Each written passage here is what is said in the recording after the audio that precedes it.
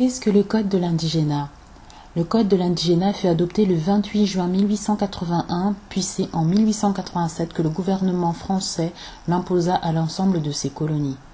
En général, ce code assujettissait les autochtones et les travailleurs immigrés aux travaux forcés, à l'interdiction de circuler la nuit, aux réquisitions, aux impôts de capitation, c'est-à-dire les taxes, sur les réserves, et à un ensemble d'autres mesures tout aussi dégradantes.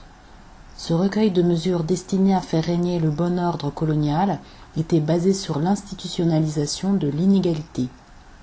Ce code fut revu à plusieurs reprises de façon à adapter les intérêts des colons aux réalités des différents pays assujettis à ce code. Le code de l'indigénat distinguait deux catégories de citoyens. Il y avait les citoyens français, donc de souche métropolitaine, et les sujets français, qui comprenaient les Africains noirs, les Malgaches, les Algériens, les Antillais, les Mélanésiens, etc., ainsi que les travailleurs immigrés. Les sujets français soumis au code de l'indigénat étaient privés de la majeure partie de leur liberté et de leurs droits politiques. Ils ne conservaient au plan civil que leur statut personnel d'origine religieuse ou coutumière.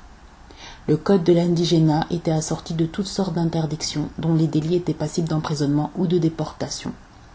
Il fut aboli le 7 avril 1946. Cependant, les autorités françaises réussirent à faire perdurer ce code en Algérie pratiquement jusqu'au moment de l'indépendance, c'est-à-dire 1962.